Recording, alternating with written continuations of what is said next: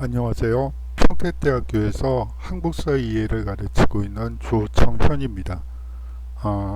5주차 강의는 나당전쟁을 중심으로 한번 수업을 해보려고 합니다. 자, 오늘 강의는요, 먼저 학습 개요를 살펴본 뒤에 이 나당전쟁의 전개 과정을 살펴보도록 하겠습니다. 이 나당전쟁을 매소송 전투나 기벌포 해전으로 좁게 보는 주장들이 있는데, 그렇게 보면 이 신라의 이 통일 신라의 당과의 전면전 양상이 잘 드러나지는 않아요. 물론 매소송 전투와 기벌포 해전에서 승전을 거둠으로써 사실상 나단 전쟁에서 신라가 승리한 것은 사실이지만 그 이전에 여러 전투를 통해서 아주 동시다발적인 여러 전투가 벌어졌던 그 상황이 잘 드러나지 않기 때문에 이 전개 과정을 한번 살펴보고요. 그 다음에 나당 전쟁의 의의에 대해서 한번 같이 얘기해보는 시간을 갖고 싶습니다. 마지막으로 요약을 하도록 하죠. 자, 다음으로 학습 개요를 보면요, 이 나당 전쟁의 전개 과정을 이해하고요. 그 다음에 나당 전쟁이 우리 민족의 정체성을 확립하는 데 있어서 미친 영향에 대해서 한번 살펴보도록 하겠습니다. 삼국 통일을 마지막으로는 삼국 통일의 의미에 대해서도 살펴보려고 하는데요. 고구려의 멸망이 있었던 669년을 삼국 통일로 보는 입장이 있고, 나당 전쟁에서 승리한 이후를 이제 삼국 통일의 완성으로 보는 입장이 있습니다. 자, 둘 사이에 어떤 차이점이 있고 어떤 공통점이 있는지, 만약에 고구려의 멸망을 기준으로 삼국 통일을 보는 것과 이 나당 전쟁의 승리를 삼국 통일의 시작으로 보는 입장, 이 두 가지를 한번 비교했으면 하는 바람이 있습니다. 자, 이 나당 전쟁의 배경을 살펴보도록 하죠.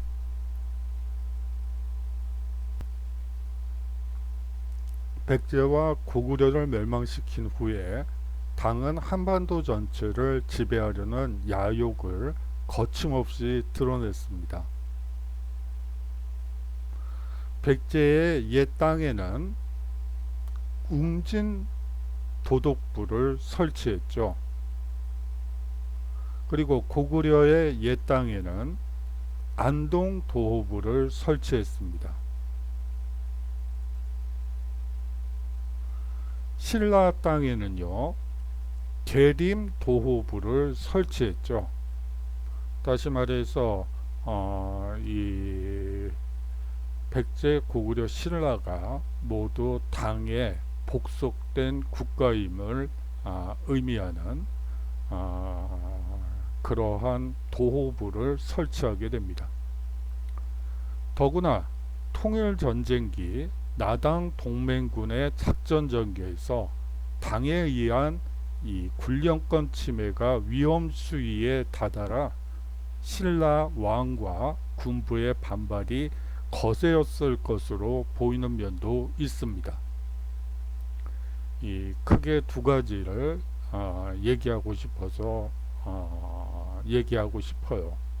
즉, 백제, 고구려, 신라의 도독부를 설치함으로써 이 세 개의 국가가 사실상 당의 직접적인 통치체제 하에 있다는 것을 당이 천명한 것이고, 더군다나 나당 동맹군의 이 고구려 백제 멸망 시기 군령권 침해가 위험 수위를 넘었다는 것도 중요합니다.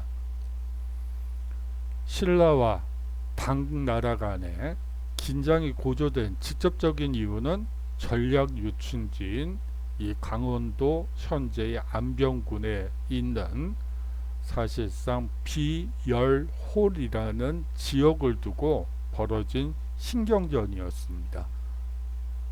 이 비열홀은 신라 입장에서는 평양을 견제할 수 있고 당으로서는 한강 하류로 진출할 수 있는 전략 요충지이기 때문이죠. 사실 이 비열홀 지역은 진흥화 때부터 신라가 점령했으나 고구려가 멸망하자 당은 안동도호부의 영역에 이 비열홀이 귀속된다고 주장함으로써 사실상 이제 신라 측에 비열홀 지역을 내놓으라고 강압적인 주문을 계속 넣었습니다. 여기서 이제 또 하나 중요한 것은 고구려의 옛 땅에 설치되었던 안동도호부가 신라 땅에 있던 계림도독부보다 훨씬 더 위에 있어요. 그렇기 때문에 사실상 신라 계림도호부는 안동도호부의 명령에 따라야지 되는 그러한 체계였기 때문에 신라 측이 사실은 그것을 받아들이기가 어렵죠. 사실상 식민지가 되는 것이니까요. 이러한 상황에서 신라는 고구려 멸망 후인 669년부터 본격적으로 전쟁 준비를 해나가게 됩니다. 정치 외교 분야에서는 외교사절을 당에 파견하여 기만작전과 정보 수집을 진행했고요. 사회 경제 분야에서는 모모를 통해 사회 안정과 민심 수습을 꾀하였습니다. 보통 사회 경제 분야에서 이 사회 안정과 민심 수습을 위해서 취하는 정책은 대부분 대사면 정책이라고 합니다. 정치적으로 고구려 혹은 백제 멸망한 왕조의 왕족이나 귀족들을 사회 내로 통합시키기 위해서 이 대사면을 진행했다고 보시면 되고요. 군사 기술 면에서는 무기의 성능을 향상시키고 목장을 재분배하여 기병을 강화하는 정책을 펼치게 됩니다. 종교 심리 분야에서는 불교계 인사를 기용하여 사회 안정 및 민심 수습을 하는 한편 심리전을 구사하여 전쟁 준비에 이용하기도 하였습니다. 자, 신라는 먼저 오골성을 선제 공격합니다. 보통 나단 전쟁 하면 앞서 얘기한 바대로 이제 매소성 전투나 기벌포 해전을 중심으로 얘기를 하다 보니까 신라의 독립을 위한 어떻게 보면 삼국 통일을 완성하기 위한 이 전쟁에서 이 상당히 한강 임진강 변으로 좁혀지는 그러한 문제점이 있는데 사실상 고구려 부흥군과 함께 오골성을 선제 공격함으로써 어떻게 보면 당의 의표를 찌른 것이죠. 통일신라는 당이 백제의 옛 땅을 장악하려는 의도를 정확히 간파하고요. 670년 3월 신라의 설오유 장군과 고구려 부흥군의 고현무가 각각 1만 명을 거느리고 압록강 넘어 오골성으로 진격하여 당을 선제 공격합니다. 정병 2만이 동원되어 말갈병 및 당군과 접전을 벌인 점에서 나당 간의 첫 번째 교전으로 볼 수 있습니다. 4월에 이르러 당군이 계속 도착하자 요동의 백성으로 요동에 있던 백성으로 물러났지만 나름의 성과도 있었습니다. 이 서로유 부대와 고현무, 고구려, 부흥군 간의 연합작전은 신라의 치밀한 계획 아래 진행되었기 때문이죠. 백제의 옛 땅에서 당군을 몰아내기 위해서 당의 시선을 고구려의 옛 땅으로 돌리려는 것이었죠. 통일신라는 우골성 전투 후 3개월 후인 670년 7월부터 방향을 바꿔 당의 어디로에 대한 전면 공격을 감행하게 됩니다. 아까 얘기했던 웅진도독부죠. 이 웅진도독부는 신라와 백제가 신라와 당군이 백제를 멸망시킨 후에 백제 옛 땅을 누가 관할할 것이냐를 두고 많은 갈등이 있었어요. 그러다가 이제 웅진도독부가 당이 백제를 차지하게 되죠. 이것에 대한 반격이라고 보시면 될 것 같습니다.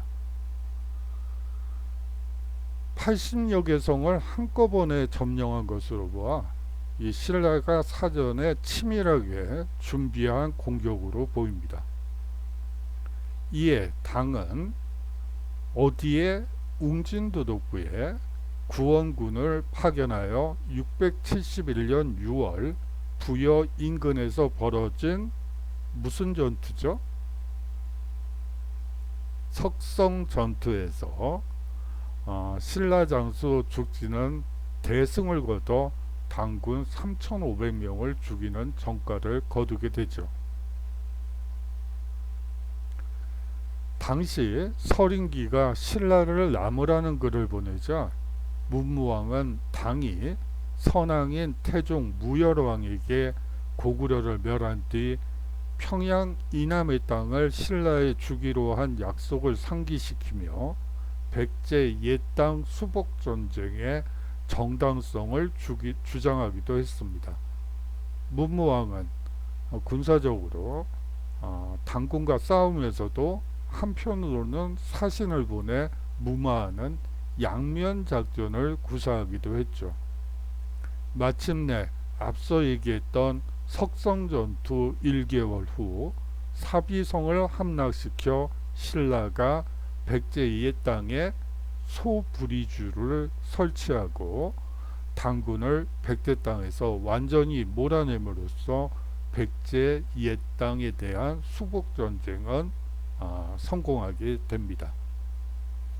자, 앞서 얘기한 바대로 사실상 오골성 전투는 당의 의도를 파악하기 위한 전투였고요.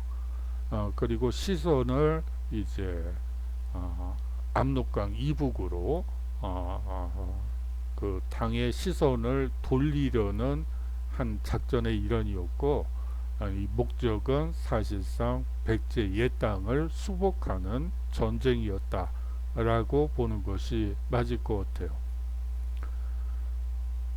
자, 사료를 통해서 한번 나당 전쟁을 보도록 하죠. 문무왕 11년 671년 봄 정월에 이찬 예원을 중시로 삼았다. 군사를 일으켜 웅진 도독부를 침공하여 웅진 남쪽에서 싸웠는데 당주 부가가 죽었다. 말갈 군사가 쳐들어와 설구성을 포위하였다가 이기지 못하고 물러가려 하자 군사를 내어쳐서 300여 명을 목베어 죽였다. 당나라 군사가 웅진 도독부를 구원하려 온다는 말을 듣고 대하찬 진공과 아찬 등을 보내 군사를 이끌고 옹포를 지키게 하였다. 흰 물고기가 뛰어들었는데 한치였다. 여름 4월에 흑륜사 남문에 벼락이 쳤다. 6월에 장군 죽지 등을 보내 군사를 이끌고 백제 가림성의 별을 짓밟게 하였다. 마침내 당나라 군사와 석성에서 싸워 5,300명의 목을 베고 백제 장군 2명과 당나라 과의 6명을 사로잡았다. 가을 7월 26일에 당나라 총관 서린기가 임윤법사를 시켜 편지를 보내왔다. 이런 기록을 통해서 이 백제 그 옛땅 수복 전쟁이 벌어졌고, 또 물론 흰 물고기가 뛰어들었는데 한치였고, 여름 4월에 흑륜사 남문에 벼락이 쳤다라는 불길한 기사가 있었음에도 불구하고 사실상 석성전투에서 5,300명의 당군의 목을 베고 승리를 거두었다는 것을 이 사료를 통해서 우리는 알 수 있습니다. 자, 그 다음으로 이 당 주종에서는요, 670년 4월, 3월의 오골성 전투에 대한 응징으로 당군의 파병을 결정하게 됩니다. 다시 말하면 한 달 후에 조정 회의에서, 당 조정의 회의에서 이 오골성 전투에 대한 응징 조치로 당군을 파병하기로 결정했던 것이죠. 이때 편성되었던 고간의 동주도 행군과 그 이근행의 연산도 행군은 671년이 넘어서야 한반도의 모습을 드러냈습니다. 이들은 671년 7월 안시성에서 고구려 부흥 세력을 진압하고 평양으로 남하해 왔죠. 672년부터 황해도에서 나당 간의 본격적인 전투가 발생했습니다. 특히 672년 8월 황해도 서흥군 서흥면에서 이루어진 전투에서 신라는 장수 7명이 전사하는 참패를 당하게 되죠. 이게 무슨 전투일까요? 성문 전투라고 합니다. 자, 이때 살아남은 장수라고는 김유신의 차남인 원술랑이 유일했다고 할 정도로 참패를 거듭했죠. 이 원술랑 이야기와 관련해서는 뭐 사실 아버지인 김유신이 그 소식을 듣고 이제 인연을 끊죠. 어머니가 돌아가신 이후에 아버지가 돌아가신 이후에 어머니를 찾아갔지만 어머니도 아들의 이 패전을 용납하지 않았습니다. 그런 설화가 있죠.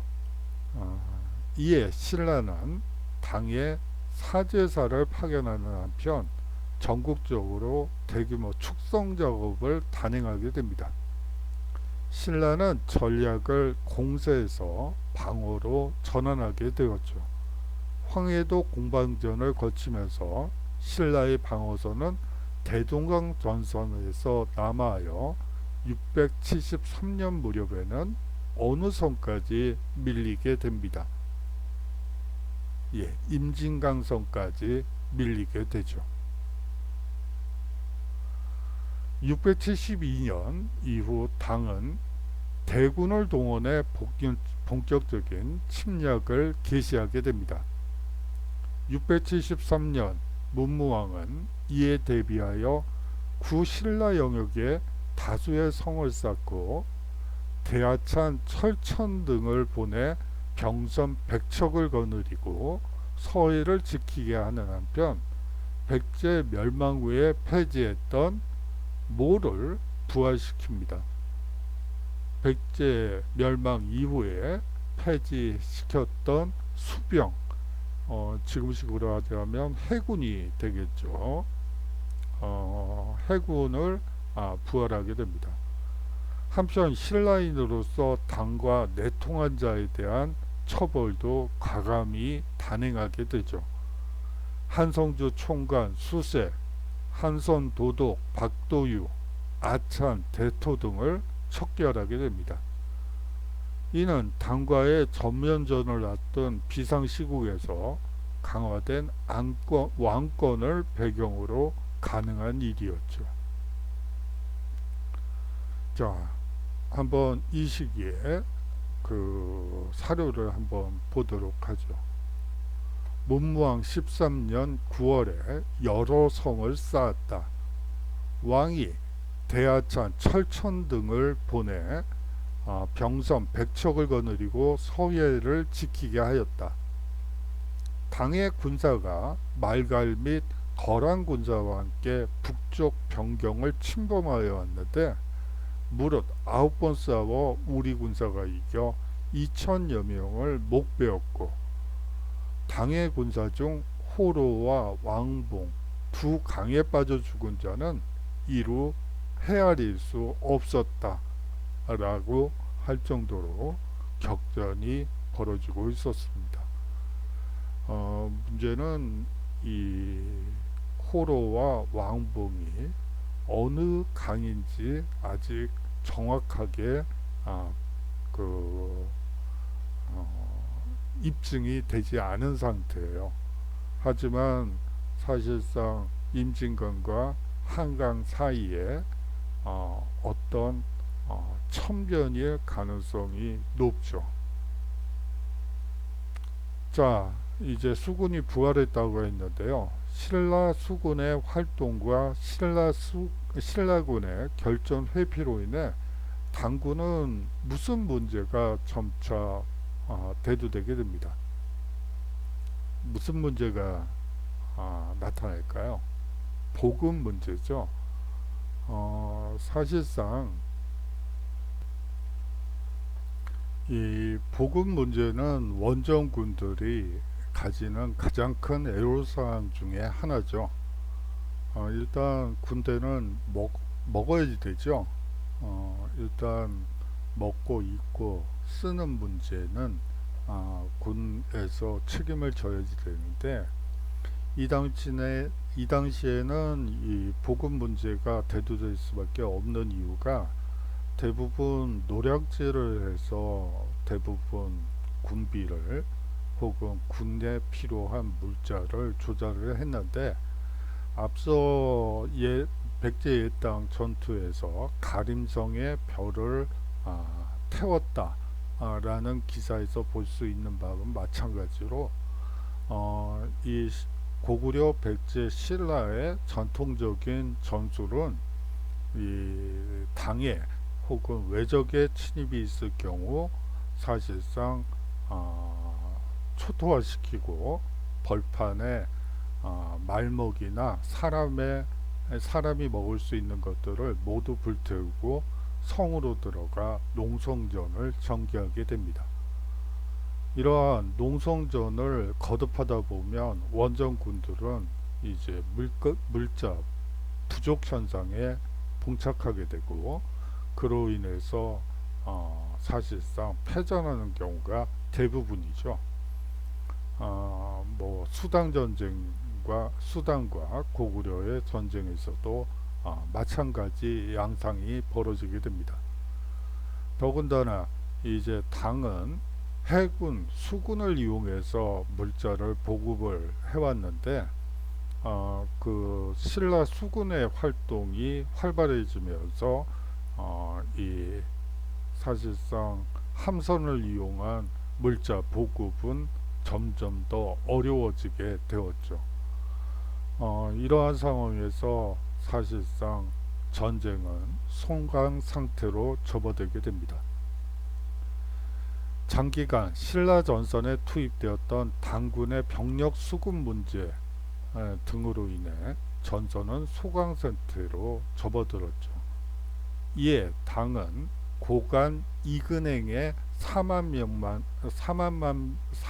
명만으로는 이 신라 본토 공격을 하기 어려울 것으로 판단하고 674년 유인 괴에 인소라의 대규모 신라 원정군을 편성하게 됩니다.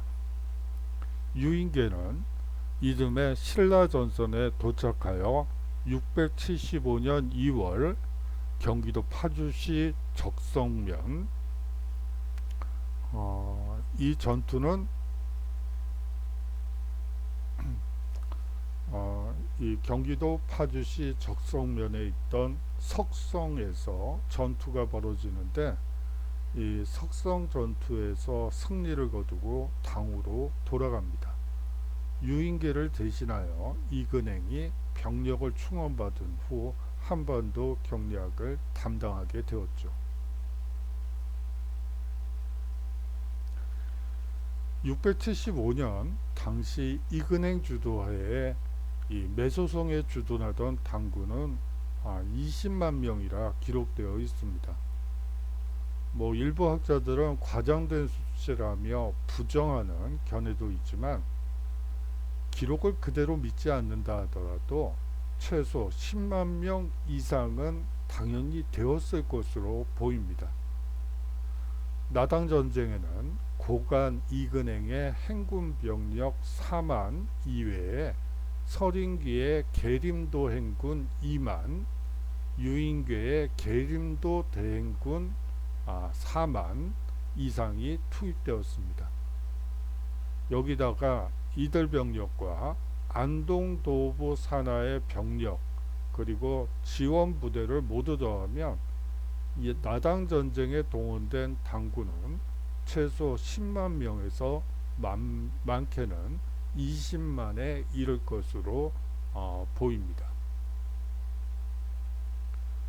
675년 9월 서린귀의 수군은 서해의 어디를 지금의 경기도 파주시 탄현면에 있는 천성을 선제 공격하게 됩니다. 그러나 실패하고 말았죠. 서린기 함대는 상륙전을 감행한 것으로 보아 보급 함대라기보다는 전투 함대로 여겨집니다. 서린기 함대가 천성을 공격한 의도는 어느 하류 일대를 장악하여 임진강을 경계로 형성된 전선을 어느 선으로 재조정하기 위한 의도로 파악됩니다. 서린기 함대가 천성, 지금의 경기도 파주시 탄현면을 공격한 의도는 한강 하류 일대를 장악해서 임진강을 경계로 형성된 주 전선을 한강선으로 남쪽으로 내리기 위한, 재조정하기 위한 의도로 파악됩니다.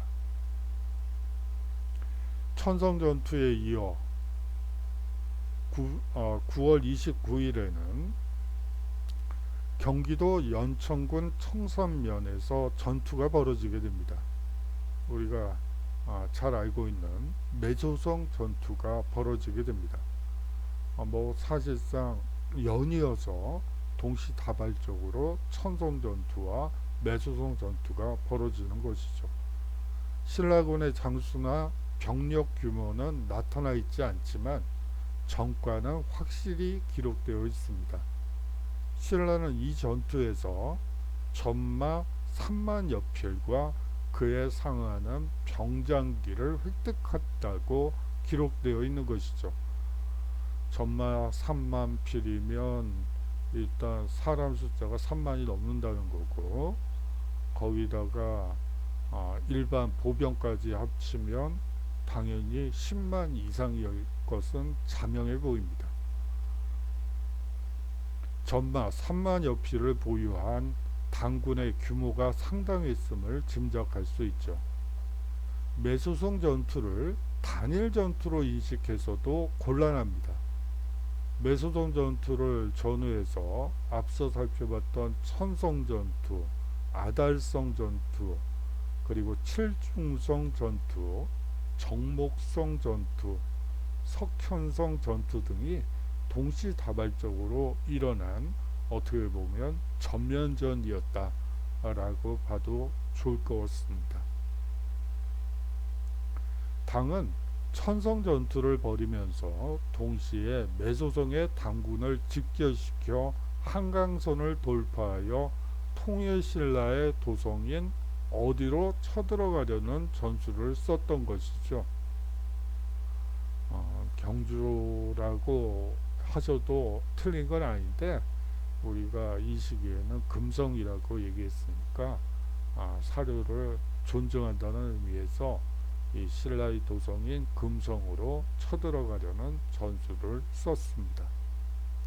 이를 위해 임진관과 한강 사이의 내륙 거점인 이 칠중성과 석현성을 공격하였고, 또 분견대를 파견하여 아달성, 전목성을 함락시켜 강원 북부 지역을 장악하고자 하였던 것이죠.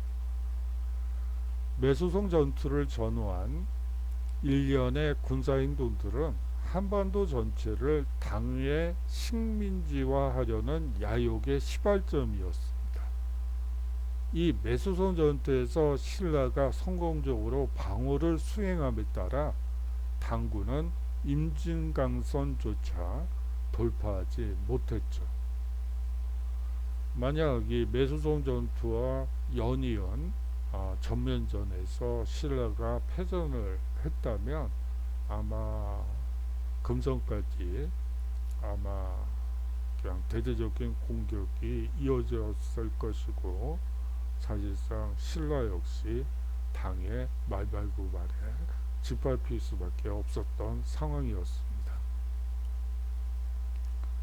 문무왕 15년 675년 가을 9월에 서린기가 수기 학생 풍훈의 아버지 김진주가 신라에서 처형당한 것을 악용하여 풍훈을 이끌어 길잡이로 삼아 천성을 쳐들어왔다.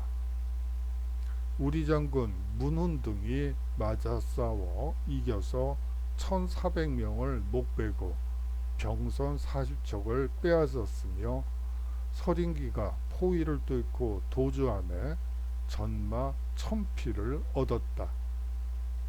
29일에 이근행이 군사 20만 명을 거느리고 매초성에 주둔하였는데 우리 군사가 쫓고 말 3만 380피를 얻었으며 그 밖에 병기도 이만큼 되었다.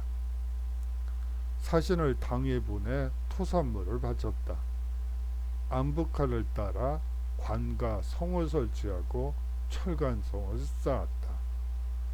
승리를 하지만 또 연이어 있을 수도 있는 전쟁에 대비하기 위해서 여러 성을 또 축성하는 모습을 보이고 있습니다. 자, 그런데 이 매소성 전투가 일어날 무렵, 그리고 일어난 후에 토본과 당 간의 전면전이 또 기습공격, 토본에 의한 당의 기습공격이 이루어지게 됩니다. 옛날 고구려처럼 고구려와 돌궐이 동서로 나누어져서 당을 협공하던 양상에서 이제 신라, 토본이 동맹을 맺었는지까지는 아직 기록에 없어요. 하지만 또 어떤 유대관계를 가지고 신라가 위험해지면 토본이 당을 공격하고, 토본이 위험해지면 신라가 당을 공격한다. 이러한 그 동맹관계는 확인되지 않고 있지만 때맞춰 일어났던 이 토본 당 전쟁을 통해서 사실상 신라의 승리가 보장받을 수 있었던 것이죠.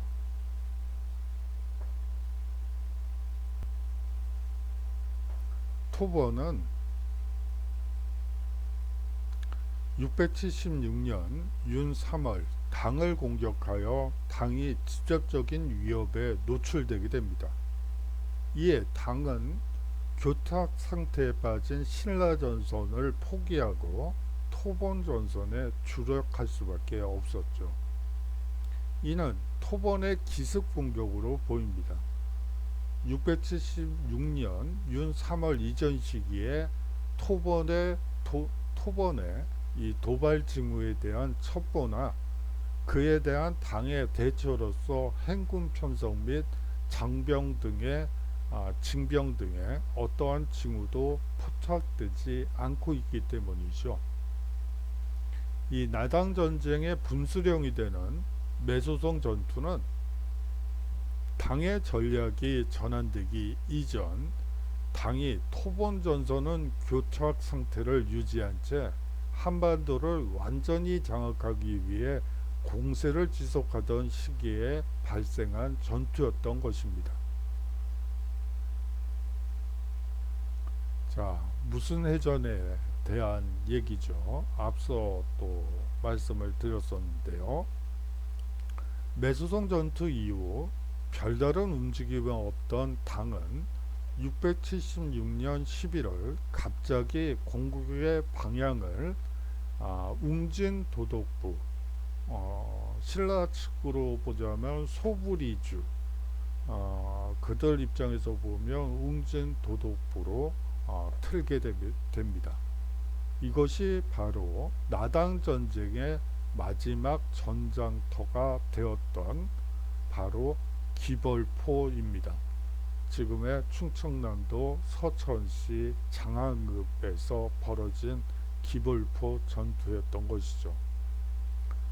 이 기벌포 전투에서 원래는 신라가 좀 밀려요.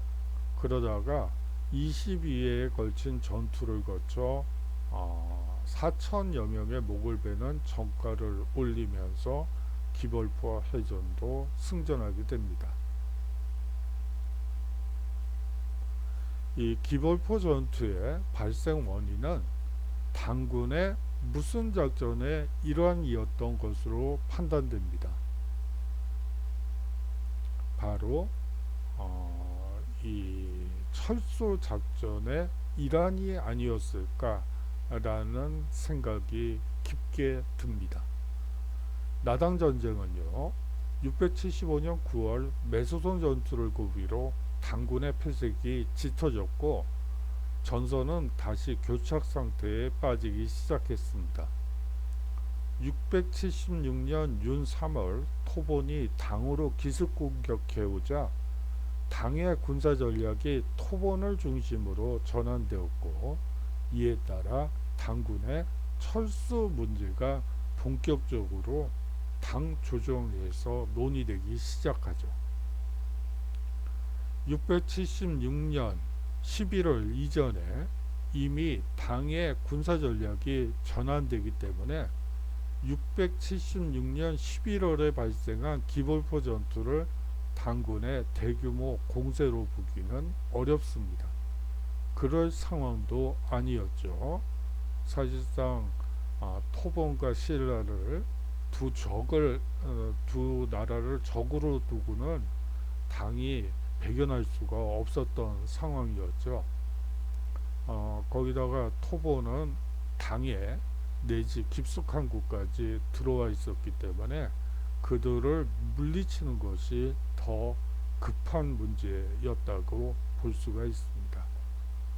당시 당의 철수 병력과 백제고지 잔류 당군, 백제 유민과 반신라적 인사 등이 기벌포로 집결하였고 이를 신라 수군이 공격한 것으로 보입니다. 676년 11월 무렵 당의 신라 원정군의 전면 철수가 결정되었고 그에 따라 한반도에 있던 당군 전체가 철수를 시작하였으며 그 주요 철수 장소 중에 하나가 바로 이 금강 하구의 기벌포였던 것으로 보입니다. 이 나당 전쟁은요, 당의 대규모 원정군이 수년간 투입되어 영토를 하나도 확보하지 못한 상태에서 철군을 하게 된 전쟁이었죠. 10만 이상 투입된 당의 대규모 원정은 하북도와 하남도, 강남도의 병력을 동원하여 이루어졌습니다. 이 나당 전쟁의 종결과 함께 이들은 귀국길에 올랐고, 이들의 귀국은 당 전국에 상당한 파장을 미쳤던 것이죠. 당은 676년 11월과 12월에 나당 전쟁의 후유증을 무마하기 위해 개원과 대사면을 실시하고요. 개원이라고 하면 연호라고 여러분들이 아시죠? 광개토대왕의 연호는 호태왕, 영락이죠. 그러한 새로운 연호를 쓰고요. 그리고 국민 통합이라는 측면에서 대사면을 결정하게 됩니다. 아울러서 반군부 세력인 이경연을 중서령으로 삼았죠. 나아가 대규모 순모사를 나당전쟁과 관련된 지역으로 파견하여 민심수습에 주력하게 됩니다. 중국 동부 지역이 나당전쟁에서 병력과 물자를 충원하던 지역임을 감안해 보면 당은 나당 전쟁의 결과 상당한 타격을 입었던 것으로 추정됩니다. 승전이 아니고 패전이었기 때문에 사실상 이 민심 수습책으로서 개원, 연호를 새로 제정을 하고, 그리고 대사면을 단행하고, 이 문신이었던 이경연을 중서령으로 임명하고, 순무사를 보내서 민심 수습을 하는 등 이 나당 전쟁이 얼마나 큰 후유증을 주었는지, 당에 주었는지 잘 드러나는 대목이기도 합니다. 이 나당 전쟁은 당시 최강대국 당과 동북아의 변방이라 치부된 당에서는 그렇게 얘기를 했어요. 동북의 이 변방이라 치부된 신라 사이에 벌어진 대규모 전면 전쟁이었습니다. 이 전쟁에서 당이나 신라 어느 한쪽이 일방적으로 승리하거나 패배하였다고 단정 지을 수는 없죠. 그러나 당시 일련의 상황을 종합해 보면 당은 공세를 지속했으나 신라가 당의 공격을 효과적으로 막아내며 당의 보급 문제를 야기시켰던 것은 확실해 보입니다. 당은 원정군의 보급 문제, 국내 여론의 악화와 더불어 토번의 서북 변경 위협이라는 직접적인 요인으로 인해 이 한반도에서 물러날 수밖에 없었죠. 나당 전쟁은요, 정확한 정세 판단을 바탕으로 한 신라의 선제 공격으로 시작되었습니다. 이후 당은 대규모 원정군을 투입하였음에도 신라를 정벌하지 못했죠. 그러므로 나당 전쟁은 당시 최강국 당의 공세를 성공적으로 막아낸 신라의 승리로 보는 것이 자연스럽습니다. 신라는 당에 맞서 대의명분보다는 실리를 택해서 강경책과 유화책을 적절히 구사했죠. 그리고 신라군은 당시 고유의 군사 편제 단위를 가지고 있었으며 최대 7만에서 8만 정도를 동원할 능력이 있었던 것으로 판단됩니다. 그러므로 나당 전쟁의 승리는 신라 자체의 전력이 안정되어 있었고 신라 수뇌부의 전략 전술이 주요하였기 때문에 가능한 일이었다고 할 수 있겠죠. 나당 전쟁은 신라에 있어 백제와 고구려 멸망 이전과는 성격을 달리하는 전쟁이었습니다. 국가의 존망을 다투는, 그것도 외부의 지원이 하나도 없는 상태에서 최강국 당과의 전면전이 벌어졌던 것이죠. 물론 고구려 부흥군과 백제 부흥군의 도움이 있었다고는 하지만 어떤 외부의 지원은 전혀 없는 상태에서 이 당과 전면전을 벌였던 것입니다. 신라는 당과의 전면전에 앞서 백제고지 일부 지역과 군사 욕심주의인 비열호를 장악하고 요동으로 선제 공격을 감행하여 전쟁 초기에 주도권을 확보했던 것이죠. 나당 전쟁은 전체적으로 볼 때 전략상의 요충지를 먼저 선점하여 당의 침략을 미연에 대비하고자 한 신라의 예방전쟁이다 라고 보는 편이 좋을 것 같습니다.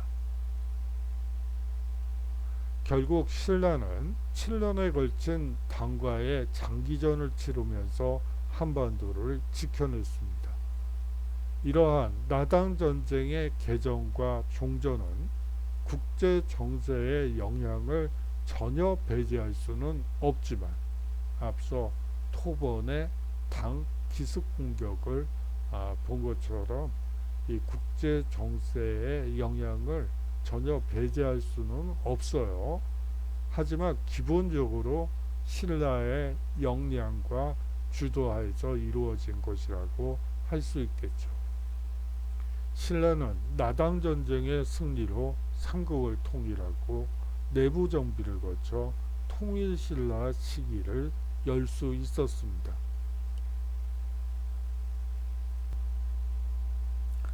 자, 이 정리를 한번 해보면요. 요번이 5주차네요. 그래서 여러분들께 5주차 과제를 드리는데 이 세 개 중에 하나만 제출해 주시면 돼요. 그러면 먼저 나당 전쟁의 전개 과정을 시간 순으로 한번 정리해 보실 필요가 있습니다. 어떤 분들은 기벌포의 전투와 매소성 전투만 가지고 쓸 우려가 있는데요. 그게 아니고 오골성 전투부터 한번 여러분들이 정리를 한번 해보는 것을 첫 번째 과제로 드리고요. 두 번째는 거듭 말씀드리지만 셋 중 하나예요. 나당 전쟁이 우리 민족의 정체성 확립에 미친 영향에 대해서 여러분들이 한번 그 나름대로 생각을 정리해서 한번 써주셨으면 하는 바람이 있습니다. 마지막으로 뭐 같다면 같고 약간 다른 의미이기도 하긴 한데요. 이 삼국통일의 의미, 나당전쟁과 삼국통일의 의미에 대해서 한번 여러분들이 정리해 주셨으면 좋겠어요. 다시 말하면 이 세 가지 주제 중에 하나를 선택해서 이 메일 주소로 보내주시면 감사하겠습니다. 이거는 숫자 0입니다. 마지막으로 중간고사 대체 리포트를 벌써 보내주신 분들이 있어요. 제가 정중히 사양하겠습니다. 그 추석 전에 보내신 분도 계세요. 추석 전에 보낸 거는 그 뭐죠?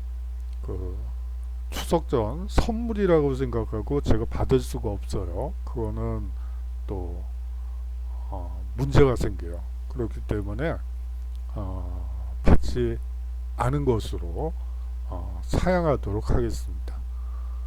사실 제가 그 세 가지 주제 테마를 드렸는데요. 또 학생분들 중에서 셋 중에 하나만 쓰면 되는 거 아닌가요? 라고 또 어, 그 물어보시는 분들도 계십니다. 제가 세 가지를 정리해서 여러분들 각자 메일로 보내드렸던 이유는 세 가지 주제를 모두 하라는 의미에서 보낸 것이죠. 만약에 하나만 하면 되면 그냥 하나만 보냈겠죠. 꼭 세 가지 주제에 대한 세 가지를 써주시고,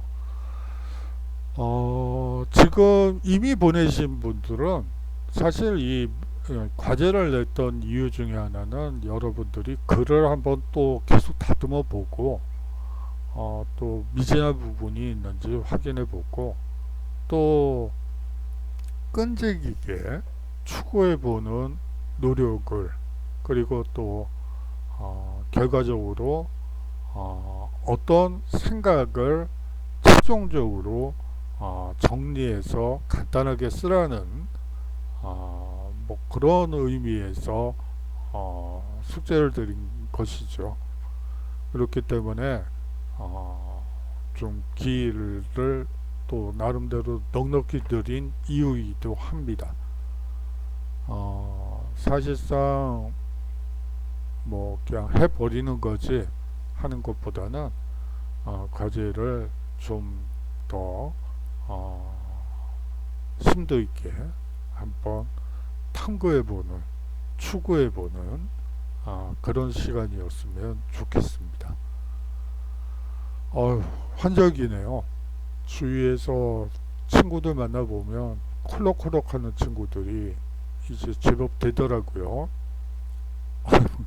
그런데 기침하는데 다들 그냥 뭐 주위에서 자꾸 쳐다보고 막 그러니까 참 난감하더라고요.